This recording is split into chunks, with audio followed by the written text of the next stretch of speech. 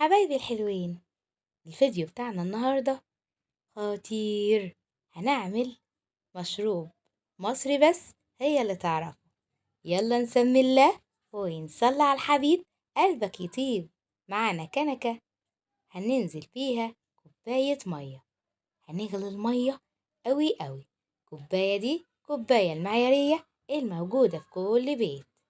هنجيب بقى الخلاط بتاعنا وهننزل بكوباية دقيق. أيوة زي ما بقولكم كده. هنجيب بقى كوباية المية اللي غلت، هنعايرها قدامكم اهي، كوباية مية اهي، وهننزل بيها على الدقيق في الخلاط ونعجنهم مع بعض، يعني يتضربوا لغاية لما يتعجنوا. تمام. بعد كده هنقوم جايبين، شايفين الوقت عاملة ازاي عجينة. هننزل بقى بكوبايتين مية من الحنفية، يعني مش متلجة ولا سخنة. هننزل بيهم في الخلاط ونضربهم ضربة مش قوية. بعد كده هنقوم نازلين عليها بمعلقة ممسوحة خميرة، يعني مش مليانة قوي، المعلقة اللي بناكل بيها معلقة ممسوحة. ومعانا كمان نص كوباية سكر وعليهم معلقتين سكر عادي خالص. دي أول ما ضربناهم مع مية من الحنفية، لسه ما حطيناش السكر ولا الخميرة. نص كوباية سكر وعليها معلقتين كمان، ومعاهم معلقة خميرة ممسوحة، يعني لا مليانة قوي ولا صغيرة قوي، المعلقة اللي بناكل بيها العادية دي. هننزل بيها على الخليط اللي قدامنا، وبعد كده هنضربهم بقى حوالي 5 دقايق. تضربي وتوقفي، تضربي وتوقفي. بعد كده وما ينفعش بالمضرب الكهربائي، انا عايزة يدخلوا هوا. مش بعد ما هننزل بالخميرة والسكر، عايزة بقى ده يتضرب 5 دقايق متواصلين.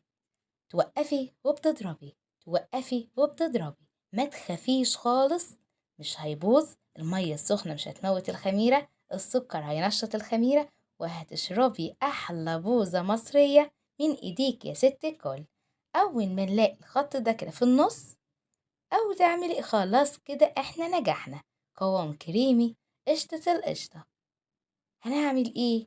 نحطها بقى في حلة أو في حاجة تكون كبيرة، لأنها هتتضاعف أضعاف 3 مرات. ما تحطهاش في إزازة ولا تحطيها في حاجة الحجم بتاعها من فوق ضيق، تمام، ولا في شفشق. حلة كبيرة حلوة كده يا ست الكل، وتقوم مغطياها وتحط عليها فوطين 3 وتكبسي عليها كمان كام حلة. بعد كده هتلاقيه الحلة دي اتملت، وممنوع تحطيها في التلاجة، الخميرة هتهبط وهتبوظ منك. هي بتتشرب كده. عمرك شربتي بوظة من الراجل اللي ماشي كان حاططها في التلاجة؟ هي كده على طول. حطيت الغطا، نقلبت الغطا وغطيتها بالفوطة وسبتها على الأقل 3 ساعات. كل ما تسيبيها هتخمر زيادة. قدامك اهو يا ست الكل، تعالي نشوف البوظة وجمالها. الله الله، قشطة القشطة، ده كمان ولادي ما سابونيش اسيبها ال3 ساعات بتوعي، يا دوبك هما ساعتين وبس، وبقت احلى بوظة مصرية هتشربيها من ايديكي يا ست الكل. وممنوع بقى للي عايز يعمل دايت يشربها، سكر ودقيق، رهيبة، هتقلوزي منها، بس احنا في الصيف وهتخمر بسرعة. عبيها بقى في شفشق وصب منها لولادك، أحلى وأطعم وأنضف بوظة هتاكليها من إيدك. طريقتها سهلة مش مكلفة، مستعملناش حاجة من خارج البيت، يا دوبك هو كيس خميرة اللي هتشتريه والدقيق والسكر عندنا، يعني هتعملي أحلى بوظة مصرية. لا حطيناها على النار ولا لخبطناها في حاجة، هي كده بس. دي الطريقة الصحيحة، أخدتها من شيف، أحلى شيف في دمياط كلها. هنصبها، شايفين قوامها حلو ازاي؟ كريمة. هتاكليها بقى كده قشطة القشطة، وهتسيبي اللي موجود في الشفشق وهتغطيه، هيخمر تاني. كل ما هتاخدي منها وتغطي الباقي هتخمر تاني. يعني مشروع مربح جدا جدا. لو عايزة تعمليها مشروع في الصيف أحلى من الآيس كريم. شايفين قوامها؟ قشطة. وكمان عارفة انتي عاملاها ازاي، ضمناها ازاي. الدقيق بتاعنا نضيف نخلينه، وكمان كل حاجة مغسولة ونضيفة قدامك، مش هتخلي ولادك يشتروها من بره تاني. لو عجبكم الفيديو لايك وشير وتعليق ودعوة حلوة منكم، ولكم جزيل الشكر. دمتم في رعاية الله وفضله.